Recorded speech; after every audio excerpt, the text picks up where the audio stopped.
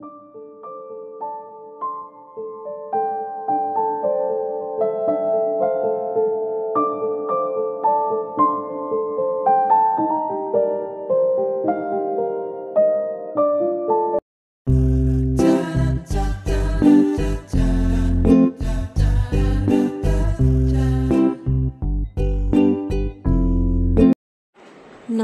श्री स्वामी समर्थ। आज आहे मोहिनी एकादशी। एकादशीनिमित्त स्वामींच्या पादुकांवरती आज अभिषेक करणार आहे। तुमच्याकडे जर पादुका असतील तर येणाऱ्या प्रत्येक एकादशीला स्वामींच्या पादुकांवरती अभिषेक नक्की करावा। तुमच्याकडे जर तांब्याच्या किंवा चांदीच्या पादुका असतील तर त्यावरती तुम्ही पंचामृताने त्याचसोबत पाण्याने अभिषेक करायचा आहे। माझ्याकडे ज्या पादुका आहेत त्या लाकडी आहेत। ह्या पादुका लाकडी असल्यामुळे ह्याच्यावरती मी डायरेक्ट पाण्याने अभिषेक करणार नाही। या पादुकावरती एका फुलाच्या सहाय्याने थोडं थोडं पाणी घेऊन अभिषेक करणार आहे। तर आता स्वामींच्या पादुकांवरती अभिषेक करत असताना इथे मी विष्णू गायत्री मंत्र त्याचप्रमाणे लक्ष्मी गायत्री मंत्र 16 वेळा म्हणणार आहे आणि यासोबतच पुरुष सूक्त आणि श्री सूक्त सुद्धा म्हणून घेणार आहे। पुरुष सूक्त हे आपण 16 वेळा म्हणू शकतो। आपल्याला जर तेवढा वेळ नसेल तर 1 वेळा म्हटले तरी चालेल आणि त्यासोबतच श्री सूक्तमचं सुद्धा 16 वेळा पठण करायचं आहे। 16 वेळा जेव्हा आपण श्री सूक्तमचं पठण करतो तेव्हा फलश्रुती मात्र एकदाच म्हणायची आहे। तर आता इथे फुलाच्या सहाय्याने मी थोडे पाणी घेऊन पादुकांवरती अभिषेक करत मंत्रस्तोत्र म्हणत आहे। आता पाण्याने अभिषेक करून झाल्यानंतर एकदा पंचामृताने सुद्धा करून घेणार आहे। त्यानंतर परत एकदा पाण्याने सुद्धा अभिषेक करणार आहे। पण जर यावेळेस श्री स्वामी समर्थ या मंत्राचा जप केला तरी सुद्धा चालेल। त्याप्रमाणे त्यासोबत जर दत्त महाराजांचे मंत्र स्तोत्र म्हटले तरी सुद्धा चालेल।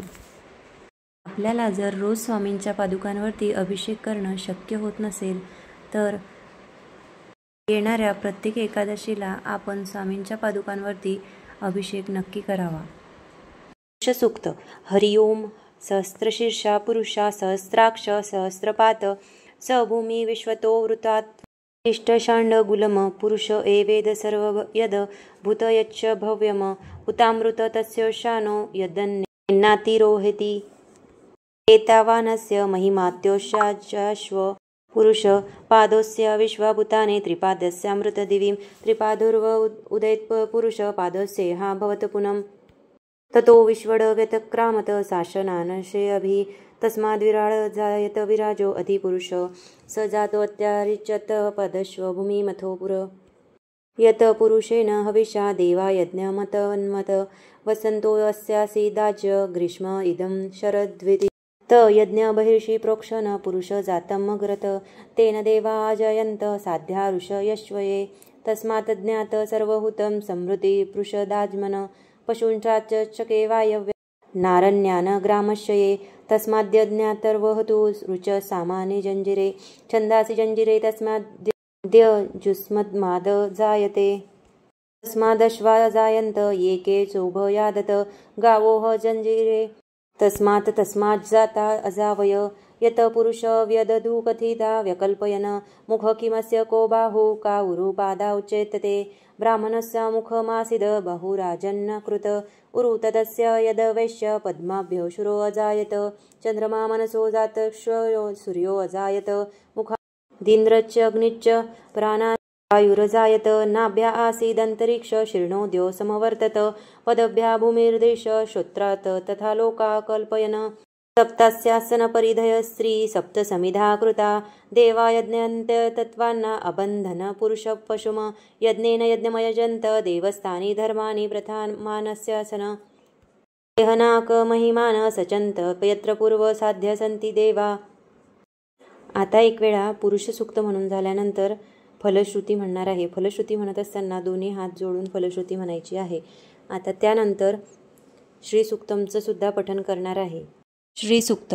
हरि ओं हिरण्यवर्णा हरिणीं सुवर्णरजस्रजां चंद्रा हिरण्यलक्ष्मी जातवेदोम आवह ताम आवह जातो वेदो लक्ष्मीमनपगामिनी यस्य हिरण्यविन्दये गामश्व पुरुषा नमः अश्वपूर्वारथमद्या हस्तिना प्रबोधिनीं श्रिया देवीमुपहवये शिर्मा देवी जुजसतां कासोऽस्मिदा हिरण्यप्रकारमार्धा ज्वलन्ती तृप्ता तर्पयन्तीं पद्मे स्थिता पद्मवर्णा तामि होम हवये श्रियं चंद्राप्रभासा यशा ज्वलन्ती श्रिये लोके देव दुष्टामुदारां तापद्मिनीम शरणं प्रपद्ये अलक्ष्मीर्मे नश्यता तरुणे आदित्यवर्णे तपसोदितातां वनस्पतिस्तव विश्वस्य बिल्व तस्य फलानि तपसानन्दुं मायन्तराश्व बाह्यलक्ष्मी उपेतु मा देवसखा कीर्तिना मणिना सह प्रादुर्मोऽस्मिरराष्ट्रेण कीर्तिमती ददातु मे क्षुत्पिपासा माला ज्येष्ठा लक्ष्मीनाश्यामहम अभूतिमसंप्रति च सर्वा निर्गुण मे गृहात् गंगाधारा दुरादर्शा नित्यपुष्टा करेशिनीं ईश्वरी सर्वभूताना तामि होम हवये श्रियं मनसकामवाकोति वाच सत्यमैष्य पशुनारूपसम्पन्नस्य मही श्रीसहितायश कर्दमेन प्रजाभूता मयि श्रीसम्भवकर्दम श्रियवासमे कुले मातार पद्ममालिनी आपस्रजनान्तौ सिग्नादि चिक्लितवसमे गृहे निचदेवी मातार श्रियवासमे कुले आर्दया करिणी यष्टी सुवर्णा हेमा मालिनी सूर्या हिरण्यलक्ष्मी जातवेदोम आवह आर्दा पुष्पारिणी पुष्टिपिंडला पद्मा मालिनी चंद्रा हिरण्यलक्ष्मी जातवेदोम आवह ताम आवह जातो वेदो लक्ष्मी मनपगामिनी यस्य हिरण्यप्रपुतो गावो दाश्वश्वान विन्दये पुरुषा नमः यचश्रुति प्रवृतो भूत्वा जाहुदाजान्महवं चुंक्तपच शिकाम सतते जपेत। आता इथे एकदा श्री सूक्ताचं पठण करून झालेलं आहे. त्यानंतर फलश्रुती म्हणणार आहे आणि त्यानंतर एक वेळा सिद्धकुंजिका स्तोत्राचं सुद्धा पठण करणार आहे. सिद्धकुंजिका स्तोत्रम. ओम शृणु देवी प्रवक्ष्यामि कुंजिका स्तोत्रमं येन मंत्र प्रभावेन चंडी जाप शुभो भवेत न कवच नार्गला स्तोत्र किलकम न रहस्यकम न सुक्तम नापि ध्यान च न न्यासो न च वाचरणम कुंजिका पाठमंत्रेण दुर्गा पाठ फल लभेत अतिगुह्यतर देवी देवानामपि दुर्लभम गोपनीय प्रयत्नेन स्वयोनिरिव पार्वती मारणमोहन वैश्य चाटनादिकम पाठमंत्रेण संधिद्यत कुंजिका स्तोत्रम मम ओम ऐं ह्रीं क्लीं चामुण्डाय विच्चे ओम ग्लौः क्लीं सूज ज्वलय ज्वलय ज्वल ज्वल प्रज्वल प्रज्वल ऐं ह्रीं क्लीं चामुण्डाय विच्चे ज्वलः स लक्ष फट स्वाहा. ती मंत्र.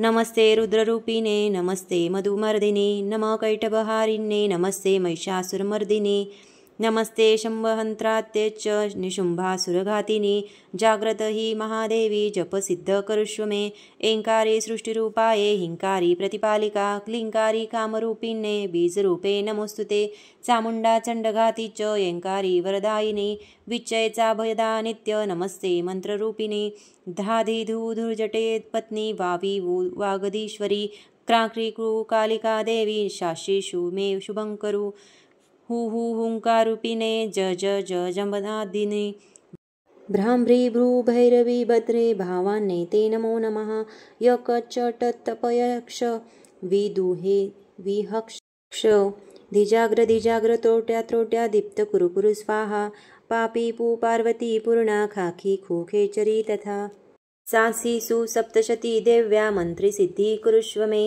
इदं तु कुंजिका स्तोत्र मंत्र जागर्ति हेतवे अभ्यद्ये नैवेद्य दातव्य गोपित रक्ष पार्वती यस्तु कुंजिकया देवी हीना सप्तशती पठेत न तस्य जायते सिद्धि रण्यरोदन यथा इति श्रीरुद्राय मले गौरीतंत्रे शिव पार्वती संवादे कुंजिका स्तोत्र संपूर्णम. तर आता पाण्याने अभिषेक करून झाल्यानंतर पादुका स्वच्छ कपड्याने पुसून घेतलेल्या आहेत. त्यानंतर एका दुसऱ्या तामणामध्ये हळदी आणि कुंकू लावून घेतलेले आहे. त्यानंतर त्यावरती स्वच्छ वस्त्र अंथरून घेतलेलं आहे आणि त्यावरती आता स्वामींच्या पादुका ठेवून घेणार आहे. आपल्याकडे जर अत्तर असेल तर आपण स्वामींच्या पादुकांवरती अत्तर लावायचं आहे. स्वामींना हिना अत्तर अतिशय प्रिय आहे, त्यामुळे मी इथे स्वामींच्या पादुकांना हिना अत्तर लावून घेत आहे. आपल्याकडे असलेल्या पादुकांवरती आपल्याला रोज फक्त अष्टगंध लावायचे आहे. त्या व्यतिरिक्त पादुकांवरती काहीही लावायचे नाही. प्रत्येक एकादशीला स्वामींच्या पादुकांसोबतच आपल्याला आणखी एक ग्रंथ वाचायचा आहे, तो म्हणजे श्रीमद भागवत. हा ग्रंथ आपल्याला येणाऱ्या प्रत्येक एकादशीला वाचायचा आहे. ज्यांना ज्यांना भागवत ग्रंथ वाचणं शक्य होत नसेल त्यांनी संक्षिप्त श्रीमद भागवत ग्रंथ हा आवर्जून एकादशीला नक्की पठण करावा. तर आता इथे मी स्वामींच्या पादुकांवरती अत्तर लावून घेत आहे आणि अत्तर लावून घेतल्यानंतर अष्टगंध स्वामींच्या पादुकांवर, त्यानंतर स्वामींच्या पादुकांवरती फुलेसुद्धा आपल्याला अर्पण करायची आहेत आणि त्यानंतर स्वामींच्या पादुकांना धूप दीप ओवाळून घ्यायचा आहे.